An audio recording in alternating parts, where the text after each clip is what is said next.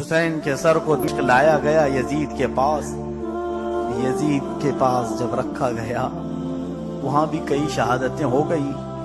میں آخری وقت کی طرف آ رہا ہوں۔ یزید چھڑی سے حسین کے منہ کو لگاتا تھا، کہتا تھا کہ تم سے میں نہیں کہتا، اور پھر لوگوں کو تھوڑا رو کر کے بھی بتایا۔ اس نے مذاق کیا امام حسین کے ساتھ، اور اس کے بعد وہاں سے سر مبارک کو اٹھایا گیا اور دمشق میں چند دن رکھا گیا۔ تو سر حسین ایک قید خانے میں رکھا گیا تھا، اور اہل بیت کو بھی ایک قید خانے میں رکھا گیا تھا۔ جتنی بیویاں تھیں آپ کو حیرت ہوگی، اسی قید خانے میں اس ننھی سکینہ کا انتقال ہو گیا۔ سکینہ جوانی نہ دیکھ سکی، اور نبی کی ایک ایسی شہزادی بھی ہے جس کا نہ جنازہ باہر گیا نہ نماز جنازہ باہر، جیل میں انتقال ہوا، بیویوں نے قبر کھودی، بیویوں نے دفن کی۔ دمشق کی جیل میں بی بی سکینہ کا انتقال ہوا، 9 سال کی بچی جو اپنے نانا کو مدینے جا کر کربلا سنانے والی تھی، سو گئی۔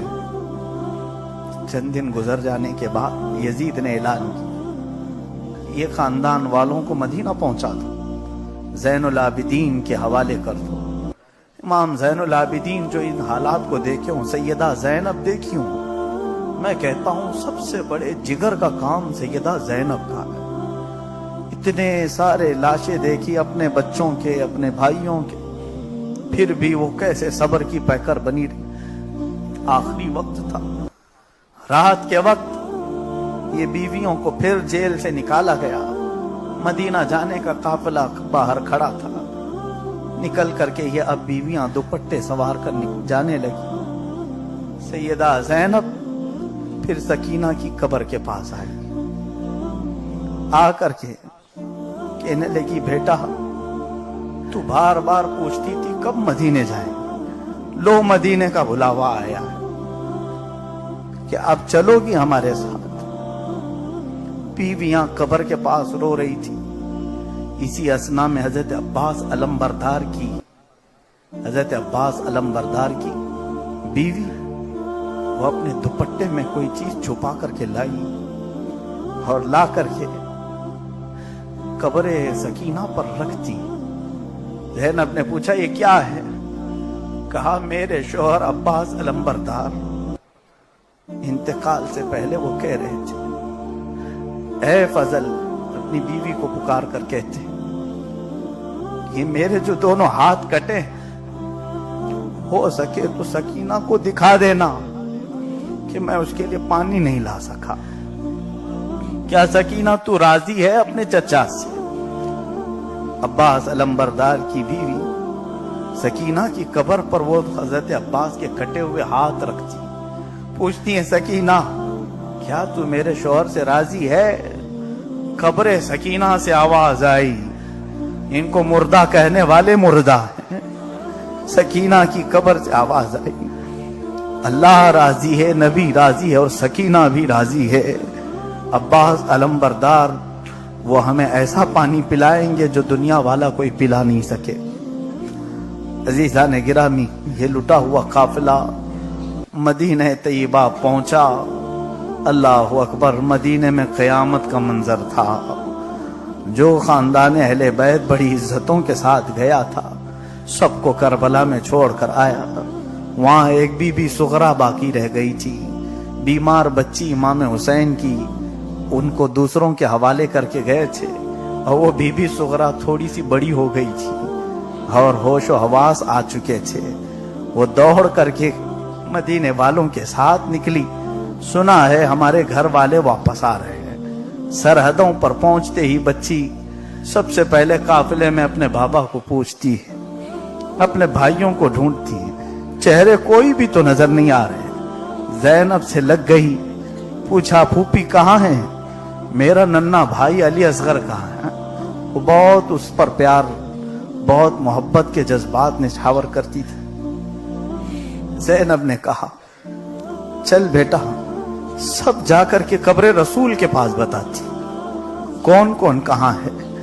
اس بچی کو لے کر قبر رسول کے پاس یہ قافلہ آیا اور اللہ کے نبی صلی اللہ علیہ وسلم کو جب سیدہ زینب اور امام زین العابدین سنانے لگے تو مدینے والے کہتے ہیں ایک بار جب میرے آقا کا انتقال ہوا تھا تب مدینہ سب سے زیادہ رویا تھا، اور دوسری بار جب حسین کا لٹا ہوا قافلہ پہنچا تھا مدینے کی ہر فرد سے چیخیں نکل گئی تھی.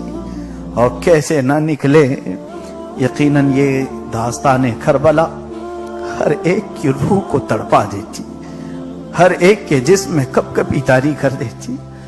آج بیان کربلا مجھ سے جتنا ہو سکا میں نے اور مولا حسین کی زندہ کرامت کو میں نے دیکھا. کل میں یہ منت کر کے اٹھا تھا کہ میری آواز بند ہوئی اور وہ بھی حسین کا بیان کرنے کے لیے. اے رب قدیر، اگر ہم حق پر ہیں تو صرف حسین کے لیے آواز کھول دے. یہ مولا حسین کی کرامت جو کچھ بھی بول سکا، اب رب ذوالجلال کو جب منظور ہو آواز ختم کرے اور جب منظور ہو آواز کھول دے. ہمارے گلے حسین کے لیے ہیں، ہماری زبانیں حسین کے لیے ہیں. دین است حسین، دین پناہ است حسین. دین حسین سے ہے، دین کی پناہ حسین سے. اے میرے عزیز نوجوانوں، کربلا کا میسج سنانے کی اب مجھ میں ہمت نہیں رہ گئی، لیکن جیسی تیسی طبیعت ہے اب میں یہ سوچ کر کے ہی بیٹھا ہوں. اس کے بعد جانا بھی مقدر ہو تو کوئی مسئلہ نہیں، لیکن سنا کر چلا جاتا. اتنے سالوں سے کبھی کربلا کے واقعات میں ناغہ نہیں ہوا تھا. کل پہلی بار افسوس ہو رہا تھا کہ میں مولا حسین کا تذکرہ ان کے چہیتوں کے سامنے نہیں سنا پا رہا ہوں. حسین کو یاد کرنے والے تڑپتے رہتے ہیں حسین کو سننے کے لیے. مجھے کبھی ایسا لگنے لگا کہ نہیں سناؤں گا تو پورا سال بھر زنگ لگ جائے گا، روحیں بیمار ہو جائیں گی. اب اتنا یقین کر کے اٹھتا ہوں کہ حسین کا درد چھوڑ کر کے جا رہا ہوں، حسین کا غم چھوڑ کے جا رہا ہوں. یاد رکھنا سجدوں میں حسین کی آواز آئے گی، تمہیں کربلا کی ریت تمہاری پیشانی پر چبھتی ہوئی محسوس ہوگی، اور تھوڑا تم ہاتھ بڑھاؤ گے تمہیں تلواروں کی جھنکار کی آواز بھی آئے گی. اس لیے کہ پھر کربلا آ چکا ہے. یزید ہر جگہ نظر آ رہے ہیں. ایک یزید اس وقت آیا تھا، یہاں ہزاروں یزید آئے ہوئے ہیں، لیکن ہم میں حسین کوئی دکھتا نہیں. پکارو آج حسین کو.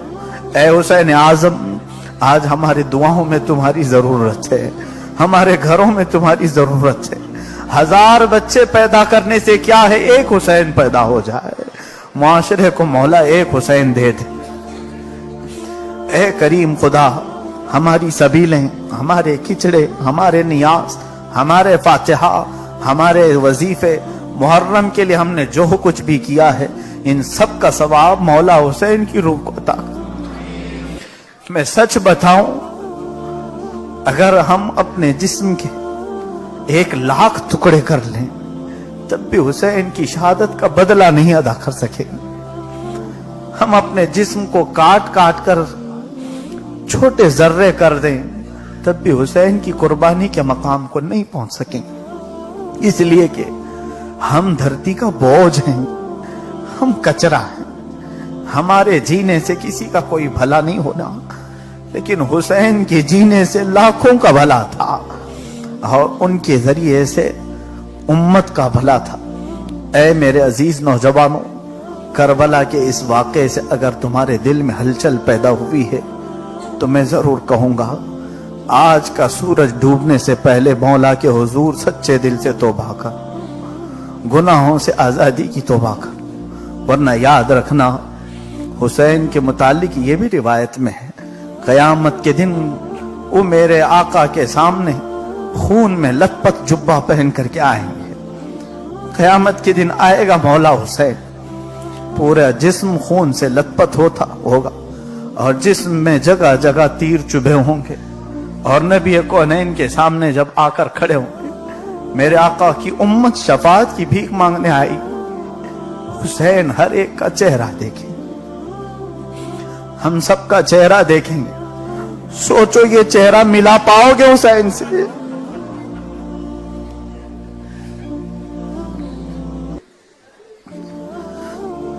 مولا مجھے ہمت نہیں حسین سے چہرہ ملانے کی،